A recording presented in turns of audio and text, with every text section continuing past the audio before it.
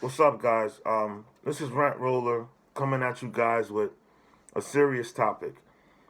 Yesterday, while driving on the interstate, yesterday being February 18th, all right, Thursday, okay, um, I'm driving down the interstate, going to pick up a friend of mine, all right, from work.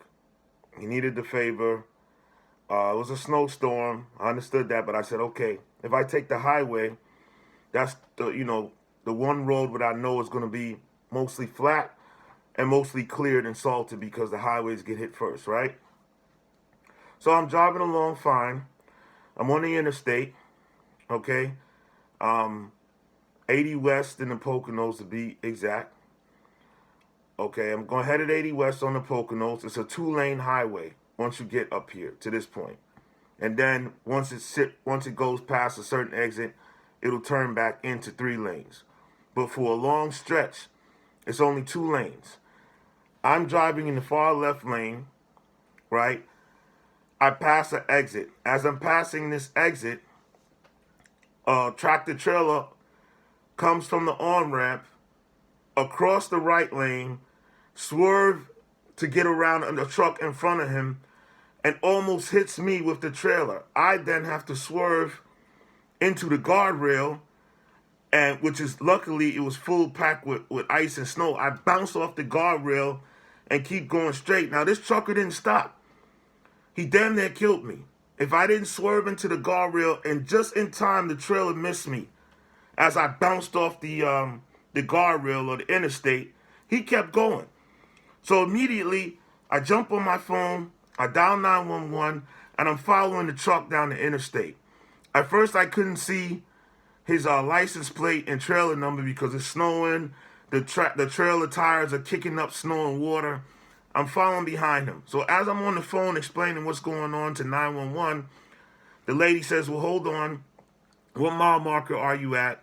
What interstate? I let her know what mile marker I was, what interstate I was. Now, mind you, my life just flashed in front of my eyes. All right? I've been driving over 25 years. I don't panic behind the wheel. And I still wasn't panicky. But when your life flashes before your eyes, your heart rate accelerates, you get excited, you start speaking a little louder than you normally would. I had 911 on my speakerphone in the car, right? Because, of course, I didn't have the phone to my ear. I had it on speaker. So she passes me on to a state trooper operator.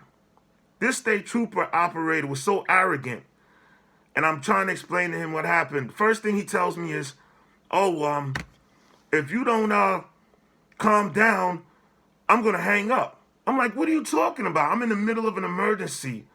What are you talking about? You're going to hang up? Well, you have to calm down. I said, I'm calm. I'm just excited. I'm explaining to you what's happening. It's still going on. It's live. I'm following this truck down the interstate, trying to get his plate number and trailer number. He says, well, do you see the plate number? I said, hold on. Let me get closer.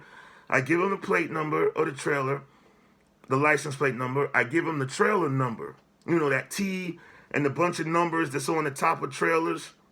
I gave him the trailer number, and I was able just to get close enough to see the side of the truck and the trailer was the same company. And I told him the name of the trailer. The name of the company. And he goes, well, did he hit you? I said, no, he didn't hit me. I said he barely missed me because he swerved into my lane. I had to swerve over, slam on the brakes, bounce off the guardrail in order for him not to hit me. And I said, I bounced so hard off the guardrail that the car kept going, so I followed him. Okay, because he didn't stop. Well, you mean to tell me, this is the operator, the state trooper operator now, 911 operator. He says to me, oh, well, you mean you left the scene of the accident? I said, what are you talking about? I said, how else?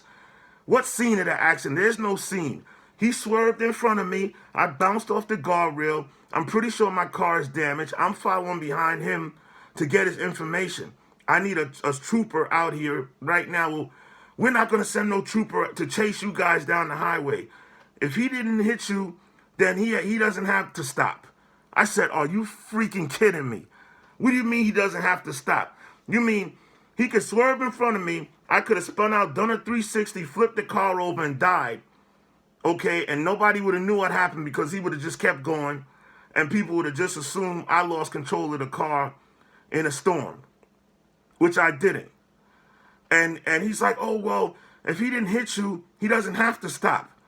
I said, so you mean to tell me I'm giving you all the information to this trucker, specific information, trailer number, license plate number, company number, and I'm just making this up? Like, just because he didn't actually hit my car, he's not going to be held accountable or viable. His company's not going to be held accountable. Oh, well, you know what? Well, just pull over, and I'll send a state trooper to meet you. But in all reality, the truck driver doesn't have to stop. So I pull over. I tell him what exit I'm pulling over. I sit there for about 15 minutes. No state trooper comes. I mean, this is right off of the highway. So I thought to myself, you know what? Because this truck didn't hit me, I don't have no video footage of what he did. I didn't have a camera set up in my car. That the state trooper's just going to take my information, file it as an accident probably that I caused myself, and then my insurance is going to get a hit.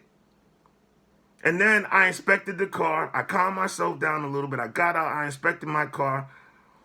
Shout out to Volkswagen. I hit that guardrail pretty hard.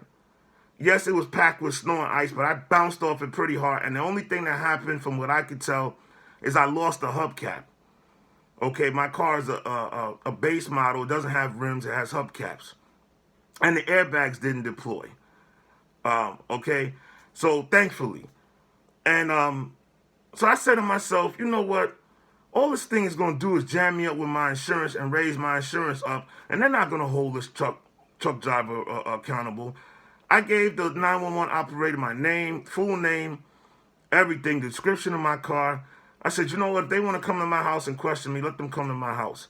I'm not going to wait out here for half an hour when I had to pick up my friend who's waiting for me.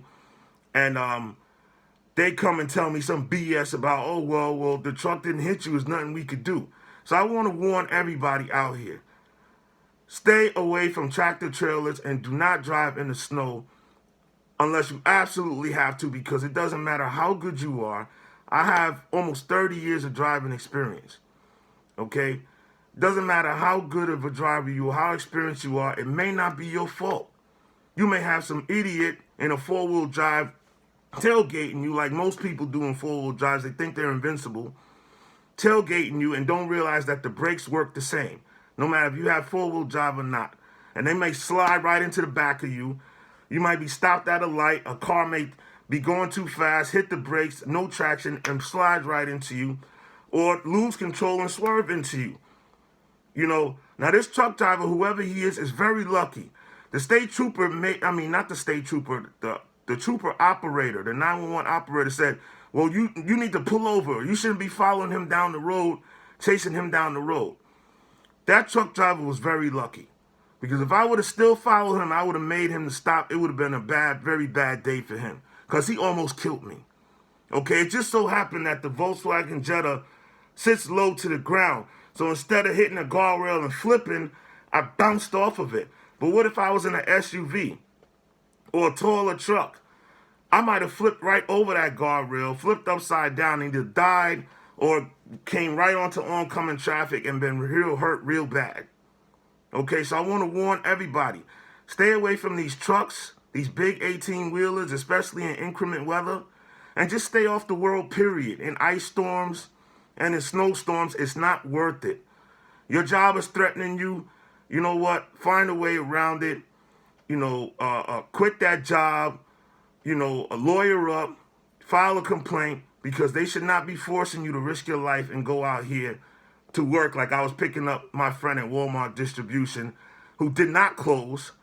They're up in the mountain. They know it's 10 inches, 12 inches of snow and ice coming down. They did not close. And they'll say, well, you can't come to work. Okay, but they'll, threaten you low key that if you don't show up, there's consequences. And a lot of people are under pressure. I know that a lot of those truck drivers are under pressure from their dispatchers, but they should not be allowed to drive. 18-wheelers should not be allowed on the road in the snow and ice, period. They're dangerous, okay? They're dangerous. And I just want to give you guys some visuals, if I can.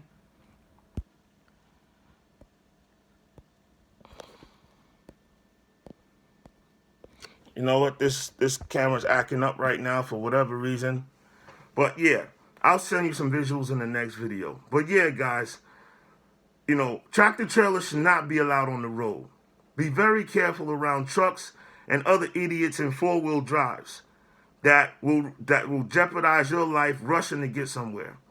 All right? And I want to give a shout out to the 911 operator who was arrogant on the phone, to the state troopers that's not doing their job. We're paying their salaries. You're a taxpayer, you're paying these salaries. And he was so arrogant and so dismissive of a tractor trailer, damn near killing me or seriously injuring me. So once again, guys, look out for them tractor trailers. Stay off the road in the ice and snow. It's not worth it. All right? Rant Roller out.